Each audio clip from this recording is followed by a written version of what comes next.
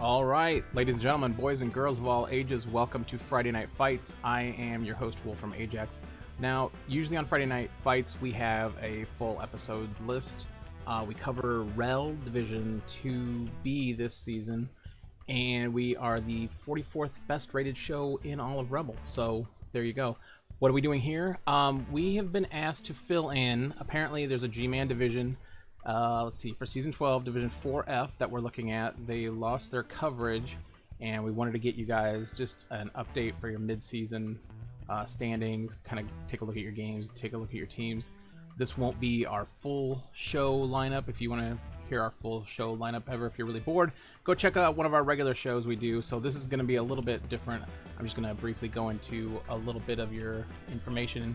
Hopefully they're still looking for a permanent replacement for your recapping squad. As soon as they come around, if we get somebody to step up and do it, we will obviously, they'll be taking over. But for right now, for this one episode, I'm going to try to catch you guys up. So what we'll do is we'll take a quick commercial break and we'll come back in just a few seconds.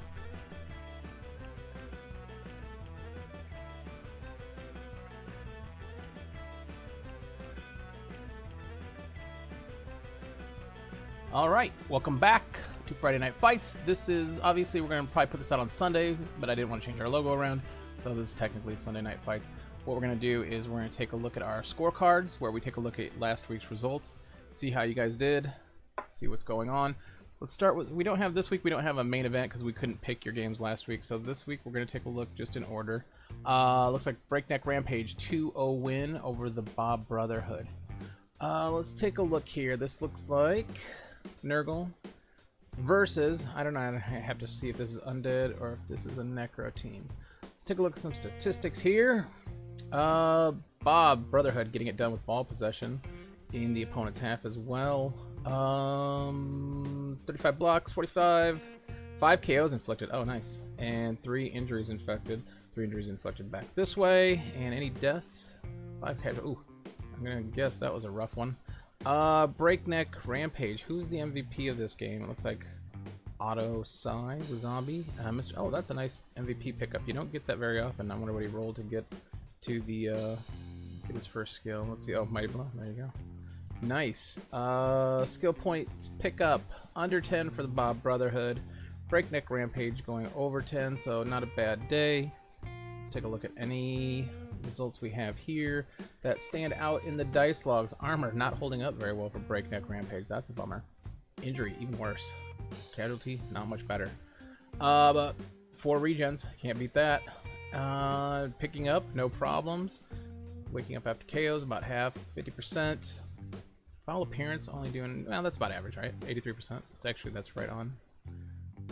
Let's see, Bob Brotherhood. Not a bad day. Not nobody going stupid. Armor holding up pretty well. Injuries, I don't see anything unusual there. Drop to catch. Oh, that's a bummer. And half 50% for passing. Dice a little high on the ones, but nothing stands out. Not a great day for block. Oh, that's a nice number there. A lot of pushes. And let's take Breakneck Rampage. Pretty average dice all around on the bottoms here. Actually pretty high here, not too bad. So, Breakneck Rampage getting it done. Congratulations. 2-0 win over the Bob Brotherhood. What we'll do is we'll take a look at, oh, there's an admin game. Admin game. Who'd you get MVP on? A thrower and a catcher. Oh man, nice. Doesn't put either one over for their next level, but thrower should be getting or at least 1 or 2 skill points every game anyway. So not too shabby. Just a touchdown away from leveling that player. And a 1-0 win. We don't have to look at any dice logs, although it might have been a lot closer than you would think with that 1-0 win against the admin team. The Orc Boys versus Bad Dwarfs of Reddit. 0-0 draw. This must have been a boring one. I assume just a lot of people standing around throwing blocks. Yeah, actually. Is this an admin game as well? Let's see. Yeah, this might have been an admin game as well because, yeah, SPP. So apparently somebody couldn't make it. Maybe a computer died, but no statistics at all. That's weird. In our division in REL, usually they judge who made the best effort or somebody's computer died, so I don't really know enough about the division and what's going on here. So I can't make the call in there, but thrower picks up at SPP. It looks like he picks up a level. One kill or one casualty away for that Longbeard to get to his next level. Not too shabby. Born in the 80s. 0-1 loss to Exploding Skulls. Exploding Skulls is the Chorf team that I tried to take a look at, but their game was too old to be viewed in the client, so I couldn't really see what was going on here. Oh, new skill on the Bull Centaur, and a Blitzer gets the MVP here. That's a nice Blitzer. Look at that, strength 4. Not too bad as well. Oh, what tackle. Lodge. That player is going places. Let's take a look at some statistics here. It looks like Exploding Skulls had the ball, held it, took it from the opponent. Pass, catch, blocks. Obviously, the Chorf's doing a little more there. KOs inflicted, injuries inflicted, kills. I mean, just Chorf's doing Chorf stuff here, getting work done. 1 death sustained. That's a bummer for the Born in the 80s. Skill points, going over 10, so not a bad day for the Chorfs. 8 for the Born in the 80s. 8 for 80s. Nice. Let's take a look at some dice rolls. Anything unusual stands out here? I don't see anything odd. A lot of push. Well, I would say push because these 3 and 4 really just pushes. Very average dice here. Pass dropped. Pickup. I had a little trouble with the pickup there. And let's see his Kaz dice. There's block dice. And nothing stands out there. I mean, a little low on the pounds, but you can make up for it. I mean, defender stumbles. Let's see. Exploding Skulls. Pow, heavy. Oof. You don't want to see that if you're on the other side of that. And his D6 rolls pretty high, actually. Not too shabby there either.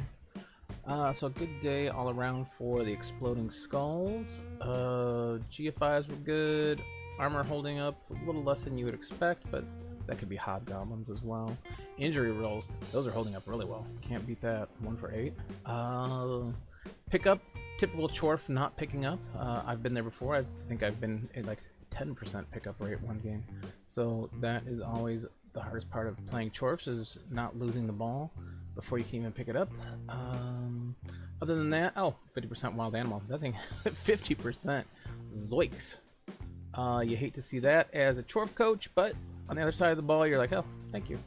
So, Chorf's getting it done over the Dark Elf team, and a 0-1 victory. Now, I know that Exploding Skulls are near the top of the division when I last looked, so they've got to be happy to keep rolling along. Ram Jam on Haywire, 0-2 loss to Maybe a Season.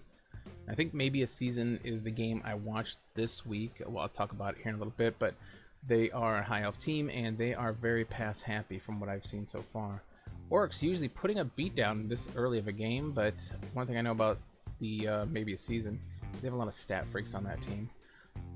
Orcs taking it 62% of the ball possession of the time. Opponent's own half. Yeah, so trying to grind it out, just not getting it down. 46 blocks. That is a lot of blocks for only 1 KO. Oh, good lord. Meanwhile, they took 4 KOs. Oof. That is ugly. Maybe a Season 6 KOs, so looks like they threw a lot of punches and we're just getting KOs. And really, if those players come back onto the pitch, it makes it a long, long day for Orcs, because the high elves can just move all over the field, scoring 1 or 2 turns. It gets ugly. Under 10 points is a skill points pickup, so not a great day, but over 10 for Maybe a Season. Let's take a look at some dice rolls here. Armor holding up pretty well for the Orcs. Injuries perfectly fine. A lot of GFIs, and one thing you hate to do as an Orc is go for it, because I think they have a broken system. They are always failing. Pickups good. Passes. Why are you passing as Orcs? But I can't. Okay. And catching, all that's good. Dodging, you don't want to dodge, and that's why, because it was a failure. And looks like you probably have a Troll. He's doing fine. Those numbers are a little below 83%, but still not too shabby. Take a look at your block dice. Actually, you got a really good result here with 23 and 11. Assuming those were against guys without dodge. You never know. With high elves, they could have already scaled up a few times. And let's take a look at Maybe a Season's dice. Not a lot of block dice thrown, but can't argue with this. I mean, that's not too shabby. These 6 dice, armor, 60% hold up. Oof. Here's the star of the game. Your injury. He took 16. Only one time were you injured. That is insane. 94%. Your Kaz would turn into a KO, I assume, a lot of times. Waking up after KO, also helping out here. Oh man, the Orcs gotta feel terrible about that. They just put in a lot of work and just got no reward for it. 2 for 0 passing, plenty of dodging, and right on point. 83%, anything but a 1 usually. Leap. Ooh, your leaps are actually a little low, 42%. But you can't argue. I mean, you're on the field with Orcs, and you stay in the game by not taking removals. You can't really argue about that.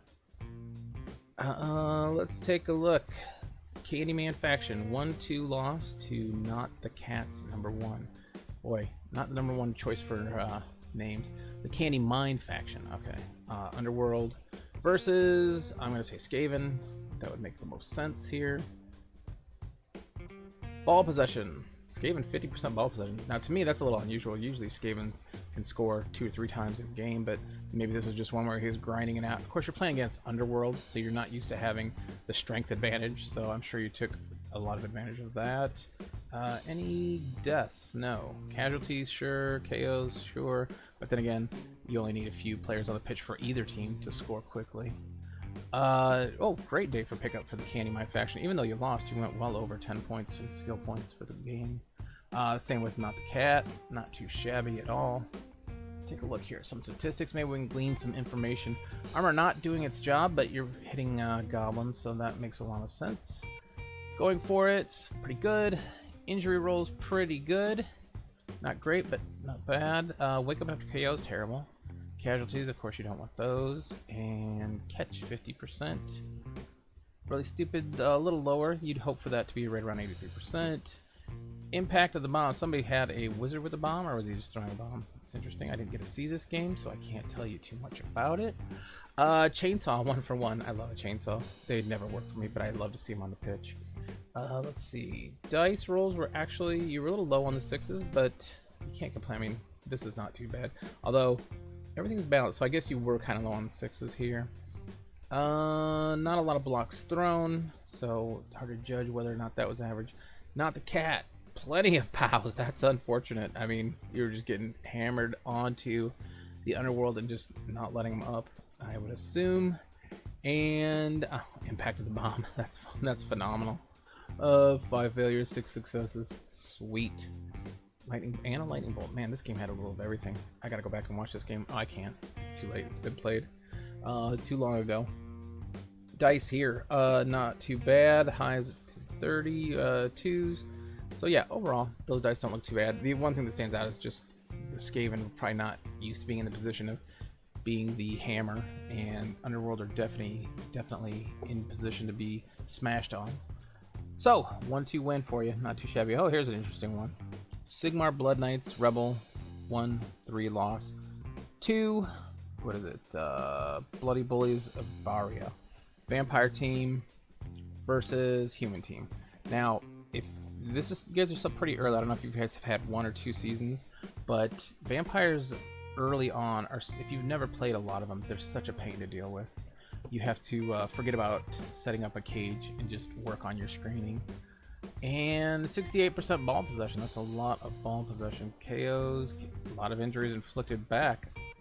7 casualties. My goodness. Of course, to be fair, some of these casualties could have been from the vampires eating their own players.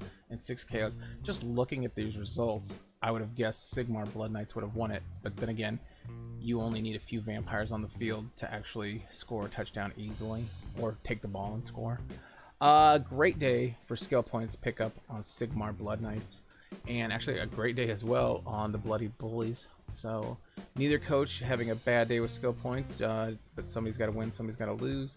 Let's take a look at some dice here and see if we can determine what's going on with that. So we're looking at a 60% armor rate. That's kind of low, but I mean, for humans that is actually kind of low. The dodge rates were terrible, it looks like. And you're going for it's about average. Catches 50%, that's kind of bad too. Other than that, nothing really stands out. The bonehead, I mean, obviously if you have bonehead, you're gonna look for 83% here, so it's a little low. Why are you making so many loner rolls though? That is unacceptable. You should, I mean, seriously, you shouldn't be failing and succeeding that much. Pass, wake up, not too shabby. Skill dice all around. Okay, I mean, you had high 6s here. That's nice. Take a look at your block dice. Your block dice were actually really well. 29 potential knockdowns there. And the Bloody Bullies of Baria. Let's take a look at their block dice. Hell of a day for their hitting. Let's take a look at their d6 rolls. Bloodlust, 84%, so that's right on target. Successful catches 7, no failures, nice. So they were just throwing the ball around and moving it. Let's see, 3 passes. All around a great day. 1 regeneration. Great day for the vampire team here. Just one of those things. It's hard to do when you're not ready for it. What we'll do is we will take a quick commercial break and we'll come back with next week's what we call our pound for pound segment. Stay on the line.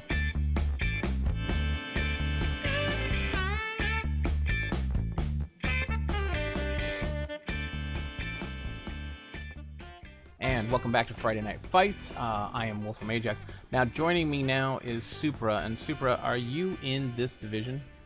Yes. Okay. I am the vampire team. Oh, perfect. We just talked a little about your team. Perfect.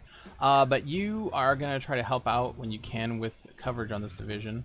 I think at the beginning of the show I told them that they lost their regular coverage, so we're just going to make a best effort here to fill in. Now, you got a chance to see this game, is that correct? Yes, okay. The Skaven versus the Underworld. Yeah, so I briefly talked about it. Now, since you've seen it, why don't you give us a little more information on this game? Because looking at the stats here, I thought maybe it just looked like the Skaven team just got the better of the punches and started beating people down. So, it actually started off with the Underworld's drive, and they got 3 Kaz in the first, 2 or 3 turns, I think. Ouch. Including the movement turn Gutter Runner. And I think one other piece that was fairly skilled. But the bull had a unlucky scatter, so it went all the way back, and then this is the reason the movement 10 Gutter Runner blitzed the bull retriever, and almost stole the ball, but couldn't quite get to it. They managed to get it back and score, but they were forced to score with a few turns remaining, and the Skaven were able to even it up on the 2 remaining turns. Scored on turn 8 back again. Mainly because there was a sweltering heat, and it took out 2 Underworld players but no Skaven players. Oh, bummer. So they actually had a slight numbers advantage despite the Kazas because of bench and so on. The Underworld had, they had bench, but only because they had star players. So on the second half, Underworld didn't get any KO recoveries, and the Skaven got the Rat Ogre back, which got KO'd, I think, fairly early in the first half. And then it ended up being even because of more sweltering heat. Obviously, the Underworld are at a disadvantage because they have goblins. Yeah. Skaven then got more removals in that half, and the Underworld just couldn't really stop the Gutter Runner from scoring. He just ran around at the end and stalled until the end of the game. Surprisingly, the Troll got stomped on the Troll got fouled or something 3 times, and it didn't do anything. Well, I do like the dedication to following the Troll. That's nice. Yeah, but both of the killers lasted until the end of the game. They were both still on the pitch, despite them blitzing each other a few times. But yeah, the Skaven were pretty lucky in the second half. They still had 3 rerolls at the end of the game. Yeah, I'm looking at the Skaven team now, and they have a really stacked team. This is a nice looking team. Yeah, I mean, he's got movement ups, he's got an edge up, he's got a strength up. I mean, he's got a little of everything. He's got his claw pieces ready to go. This is a scary team once he starts rolling, I bet. Definitely. And the Underworld team. Let's take a look at this team. Now he's also got some really nice pieces. He got couple, what, 3 edge up pieces. Plus he's got his goblin with the hands. Agile Killer it was pretty good actually. He dodged around a lot and made some good blitzes. Yeah, he's got claw, mighty blow, piling on, edge to get in where he wants to go to hit people. That's actually a really amazing piece for that blitzer. So both coaches should be happy. I mean, at least on their development where they're going. Both these teams look really nice. Yeah. All right. Anything else interesting from that game? Anything that stood out to you? Well, the Underworld had a chance to go for a 1-turn touchdown, but they got a really bad scatter. They scattered right to the back of the pitch, so they couldn't do it. Oh yeah, it's hard to make that. And then the Underworld killer got a rock thrown at him. Well, of course. When they were about to go for it as well, so that didn't help. That never helps. All right, let's take a quick commercial break. We'll come back and we'll talk about next week's games, and we'll kind of go over it a little bit that we can. Please stay tuned.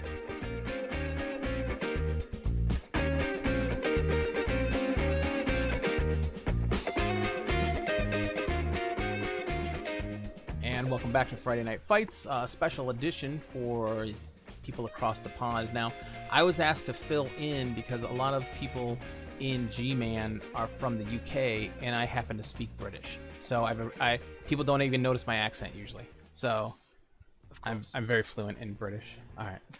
All right. Shenanigans. What we're going to do is we're going to take a look at our pound for pound series. This is what we do is we take a look at the leaderboard, see where people are going. Right now, let's take a look at the standings, and it looks like now there has been a few games played because we're recording this on Sunday, but currently as it stands right now, I'm looking at the High Elf team, maybe a season on top, and the Exploding Skulls in second, and it looks like the Skaven, Not for the Cat, in third. Both of them, or all three of those teams, have 5 wins. The next tier of contestants all have 3 wins, it looks like, in spots 4, 5, and 6. And then towards the back, Vampire Coach. Now, hey, look at that Vampire Coach. Supra, that guy looks familiar. 2 wins with Vampires, though. That's kind of impressive, because it's not an easy... I only won 1 game last season, so I'm already ahead. Oh, yeah. That's already ahead of the pack. So let's take a look at the last. Coming up towards the rear here, Chaos Humans, Dwarf, Underworld, 1. Some of these guys have 0 wins, but I mean, at this point, you're halfway through the season. I assume you guys are no longer worried about winning the division, and now you're trying to focus on getting some skills on the right guys, picking up some touchdowns here and there. And of course, you would like to have 1 win for the season. Nobody wants to go completely undefeated the entire way. So don't give up. You can always, if you get 1 win, you'll get ahead of the admin team. You'll be doing fine. So let's take a look. Let's jump right into it. Should be ahead of the admin team anyway. Well, unless they have a really good game. Yeah, you never know. Everyone has draws, apart from them. So. Well, I've seen these admin teams with a major upset. It happens. Let's take a look at our first game. I thought it was automatic. Nah, there's like, you can lose to the admin team on points.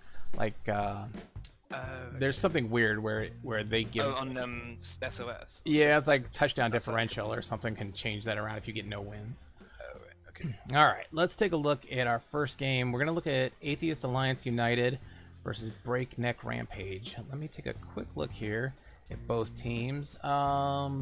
Atheist Alliance United... They're the ones with the block tree, right? Yeah, that's a beautiful piece. They come in completely healthy as well. What does this say? There's a Wood Elf team. Ugh, they're the worst. I hate Wood Elves. Breakneck Rampage Necro team, it looks like, and they come in missing a guard zombie. Wow, there's a lot of guard on this team. I don't remember. Do zombies have strength access? That doesn't seem right. No, they don't. That's a lot of doubles. And look at wait, what? That's near every single zombie that's leveled got a double. Well, also look at his flesh golem has a double strength. His werewolf a double strength. I mean, this guy's just rolling doubles everywhere. This is insanity. With strength up, yeah. Yeah, that's. I mean, he's got 2 strength ups on 2 key pieces: a flesh golem with strength 5 and a werewolf with strength 4. I mean, that's money. And a werewolf with mighty blow, piling on claw block. In movement 9. Good lord, this is one of the best teams I've seen at this early stage of development. The guard zombie is basically like you're playing against dwarves. Yeah. dwarves without block, but yeah, But It's they'll good. get block They- if they survive. you're gonna have to throw a lot of dice up to catch them if they're just three of them sitting on the line. Boy, I don't really know much about either of these coaches. Of course, I'm just filling in, but looking at these teams, I would have to pick the Breakneck Rampage team. That's just an They'll incredible definitely- team. They definitely outbash the elves. They only have but one tackle piece. They are necro. They only have one tackle piece, and wood elves are a lot faster. Oh yeah. The Freeman can sit there and block and hit those guard zombies all day. It doesn't care. So, you like the Wood Elves in this I one? don't know. I'm not saying that they're favored, but there is definitely a chance. No? Who do you like? Make a pick. Let's do it. I'm picking the Necro team. I mean, I'm going to pick the necro to win. Okay. But there is a chance for the Atheist Alliance to win. Well, absolutely. I'm pretty sure I lost to them. Well- I've played them this season. I think I lost. Wood Elves have a chance of anything but a 1. Anything always happens, and you're like, oh, great. And they just scored. And they've got enough of movement here that they can score pretty easily. Yes, definitely. But with those pieces that he's got for removal, I really like that Necro team. All right. So good luck, both coaches. We'll see how that one plays out. The Bob Brotherhood has already played the Orc Boys at a 1-1 draw, so we'll skip that one. The next game in our list is the Admin team against Born in the 80s. I'm going to go out on a limb here. I'm going to pick Born in the 80s for that one. So no, the admin team could have this. Could be a They don't close have any one. skills, but No. they could. Very close one. That would be a hell of an upset. Let's take a look at Bad Dwarfs Reddit versus Ram Jam on Haywire. Now, 1530 Dwarf team going up against a 1660 Orc team. And It's funny how this dwarf team has less guard than that necromantic team. yeah, that's just, well, yeah, that's insane. Let's see, they come in pretty healthy here. I don't see any injuries or They've look already a niggle. played, but yeah. Did they play? Yeah. They played 0-0. No one scored. Wait. I'm looking at Bad Dwarfs of Reddit and Ram Jam on Haywire. They've already Yes. played? Okay. So in the Well, client... according to the Rebel website for me, it says they played in 0-0. Let me do a quick refresh. Maybe they just played. How dare they? They did just play, and that's funny. My screen just flipped. Boring game. All right, so let's skip over that one. You guys played too early for us. There was a death. I do like a Black death. Orc. A Black Orc block Mighty Blow died. Let me see. Ooh, Black Orc with block and Mighty Blow. It's gonna be another season before he levels up again. Oh, Black Orcs are the worst to level. That's a bummer. Oh well, it's worth the 0-0 time. Exploding Skulls. Underworld versus Exploding Skulls. Boy. Chaos Dwarves playing tomorrow. Yeah, let's take a look. 1620 Exploding Skulls and 1410 for the Candy Mine faction. And let's see who's healthy, who's not. Looks like So these- the Chorfs come in these completely guys- healthy, it looks like. And The Candy Candy Mine... Mine faction put up a pretty good fight against those Skaven, so they could do some decent damage. They have Claw Mighty Blow piling on to deal with some chorps. Yeah, and they come in completely healthy. They've got some killers of their own. They've got some nice stat ups here. Boy, this is interesting. But the Chorfs are leading, or they're at least in second place in the division. So, Yes. boy, this is gonna be an interesting one. I'm gonna pick the Chorfs just because I love Chorfs. So They have a very nice ball. let's see. So yeah, Break, Well, tackle, it's- block, and tackle. Yeah. The only thing I don't like about this team is he has a Minotaur, and I hate Minotaurs on Chorf teams.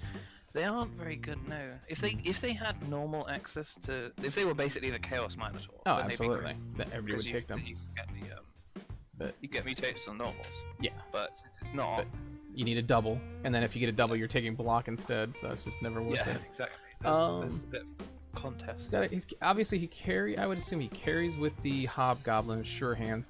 Kickoff return, I assume, is just a vanity thing, so he can get into better position here. Well, kickoff return is good for slow teams, because it means, well, one, you might just catch the ball to start with, so you don't have to roll a pickup.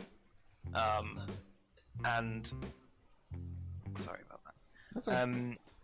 Yeah, I would. You get those And extra movements, it also but means that you can get further forwards after you go to the ball. Even if you don't get to it, you're much closer to where it'll land. I probably play a little different. Like I'd rather the ball be way in the back, and I can just slowly beat on people in the front. But we might be doing things. The only thing I don't see is he doesn't have any claw. Oh, he has one claw piece now. So okay. Yeah. So But it's doubles, so it's unlikely. he's to be gonna honest. have to really. He's gonna kick her on a blocker. That's a weird choice too. I don't think I would have ever put kick on anything but a hobgoblin, just because Yeah. blockers are those 6 blockers are the I key to agree your with team. that. Strip ball, hobgoblin. I thought that was a dwarf because it got block tackles. And Yeah. 2 skills. I know, it's tricky. I would have gone with wrestle rather than block on that piece, but Yeah, it still works. it works. I'm gonna go. I hate to pick against the choice, but I'm gonna go with the upset. I changed my mind. I'm going with the Candy Mine faction. I think they've got enough killers. I think they can do it. I think they've got the. They got sidestep. tools. They've got enough dodge. They can get away from the non-tackle pieces. I'm gonna go with the upset. I think the Candy Mine faction gets it done here. Who do you like in this one? And again they are faster. Shorts are pretty slow, so Yeah, they only have 2 fast pieces. All right. Let's take a look at our next matchup now. Maybe a Season versus Sigmar Blood Knights. I did see this game, and I'm going to include a highlight from the game later in the show. Usually on our regular show, we put Play of the Week. So this is the only game I could see because it had been played. But there were some really weird plays in this game. It's a 3-2 score here, but what I saw from the game was it was like the potato bowl. Every other play was somebody running full potato to the end zone. So it was kind of funny, and there's some bizarre things happening. I don't know how many seasons have these teams been in the league? 2 or 3? So this is the Blood Knights' second full season. Second full season. Okay. Yes, but they do seem to make some weird plays. They made some weird plays against me as well. Yeah. So maybe he's the new coach. If you are listening, Coach of the Blood Knights, never ever ever do your first block with your ogre. Save that hit for your very last thing you should do, because there was a few times I saw him open up with the ogre and then roll into a both down, and have to burn a reroll, and he would, and I was like, that's only a 50% chance of working right there. So he burnt through so many rerolls opening with that ogre. Just save the ogre for the last thing you do in the game. That'll improve your game immensely. You need to do it. That's That's something that is required for your play. Uh, Then. I would say, nah, just don't do it. Just be safe. Other than that, I liked a lot of the bold plays he did. I mean, he got a lot of them passes over the middle and just moved the ball really well. But I just think he needs to work on his ogre play a little. For the other, maybe a season. Now, this looks like they could win the division. They've got so many stat freaks on this elf team so early that I can't imagine them blowing it at this point. I mean, they could, but everything they did, they played really well. And then just the amount of leaps they were not afraid to take. They just leaped over the line and got in the backfield and just harassed the teams. So that's a good-looking team for now. Of course, it could run into some trouble as they start getting bashed, as a lot of high elf teams do. Let's take a look at our last game. Oh, I think you're in this game. Not for cat number 1. I have no idea what that name means. And Bloody Bullies of Baria. Is it Baria? What is Barrier? I don't know. What is The Baria? main guy's called Barry. It's just his castle or whatever. Okay, every team has a story. 1730 for the cats and 1790 for the vampires. Let's see, the cats come in. Looks like completely healthy with all their stat freaks. Vampires, oh, you know what? You've got a nice stat freak here, an increased agility. Well, I had a better one, but he died. Was it a vampire? Yeah. Okay. No, I had a vampire with movement and agility. Oh. He leveled for block and then died in the same game to a strength 6 Saurus. Bummer. It was just strength block. The amount of stat freaks in this division is just insane. It's like something's in the water with you guys. Let's see. You've got a completely healthy team, other than you just got a movement bust on a thrall. Yeah, he just sits on the line. So I think this early development, what you're hoping to do is kind of catch people who are not used to playing vampires. Basically. Off guard. Yeah, you want to get a few wins and get development, I assume, until you can get, like a nice another stat freak vampire who can just, jump in there, take the ball, throw it, and go. I had been missing a stat up vampire for a long time, and he just got that agi up this last game. Oh, so okay. Yeah, there's. Um, I have a clanmate who plays, and he's played for 6 seasons Vampires now, and he hasn't had any stat ups, and he's tired of it because I really think without any stat ups on the Vampires, it's just too hard. I've never rolled a double. Yeah, that's he. Apart Either. from the strength up on the thrall, I've never rolled a double on this team. Yeah, so maybe time to start pitching, getting rid of it and starting over. You never know. Now you play with what 5 Vampires? I have 5, yeah. It seems pretty good actually. I do have the full 16 players, so that helps. Yeah, 4 rerolls. All right, interesting. In That's this why it's high TV. now, But to be honest, you kind of just have to go with it as vampires. if I am picking for the winner in this, I'm gonna pick not for Cats. He's got way more stat freaks. As well. You're not gonna be able to outmove him. What? You're gonna pick against yourself? Oh, you never do that. That means somebody's dying on your team now. When their own coach picks against them, that's a bad sign. I just don't think I can catch them. I don't have tackle to deal with the gutter runners yet. Yep, that's what I was thinking. There's no tackle, and he's gonna outmovement you, and he's gonna outcast you because he's got the kill players as well. Yeah. That's gonna be a rough one for you. Although Claw doesn't really help against vampires, so the Pile-on Mighty Blow doesn't certainly really- does. But Pile-on Mighty Blow does, but I'm saying the other Blitzer doesn't really do much. Yeah, that's true. It just depends on how used to playing vampires he is. Lord knows that they are my bane of existence. I've played them probably 16 times now, and I think I've only won once. So they are brutal. I think that's everybody. So that is the entire season or the matchups for next week. Get out there and play your games, guys. Hopefully you have a good time. What we'll do is we'll take a quick commercial break, and we'll come back with our end of the show segment.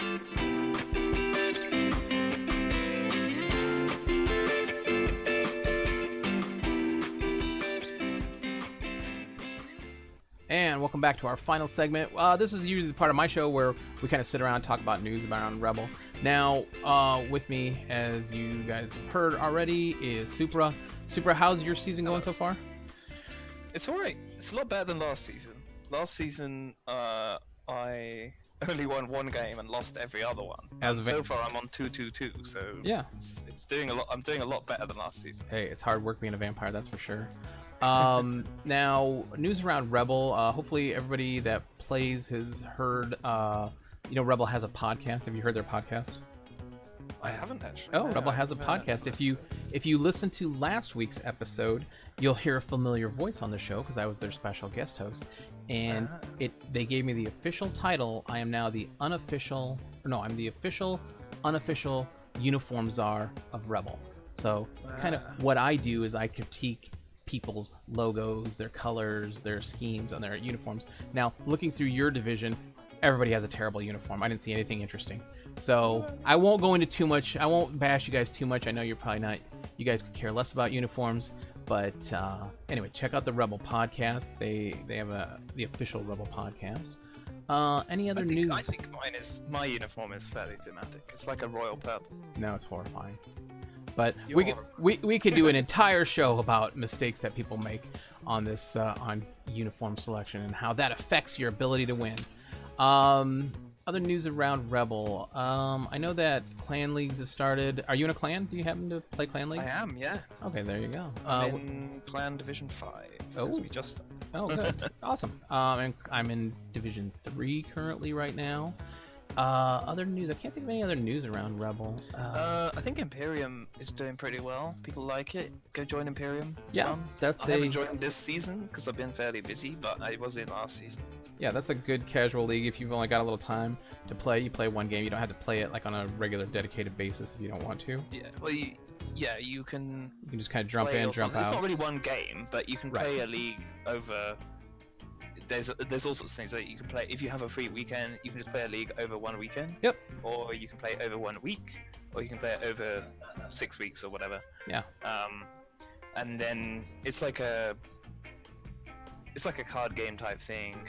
Basically, you get a load of cards, and you say, okay, I can. It's all about mixed teams, so you can say I have a pro elf thrower and a wood elf catcher, and then I can make this elfic grand coalition team, which is what it's called. And you can get special cards. You might have a witch elf with plus agility or whatever like that, and then you can give them skill cards as well. It's pretty fun. Yeah. There's no SPP gain or anything like that, but you basically have a collection of cards that you like build up and refine.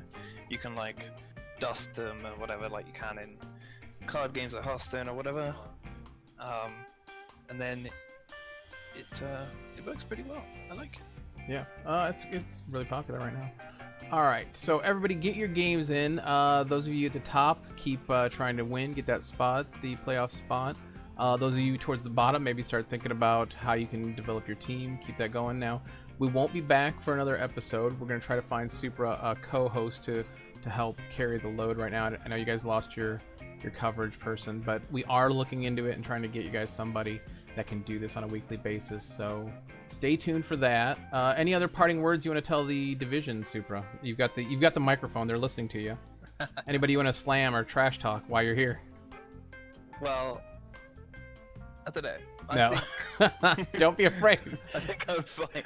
You sure you don't want to call out all of the coaches and then they... I don't want to get piled on and fouled too much. All right. Well, sure, you can play it that way, but yeah.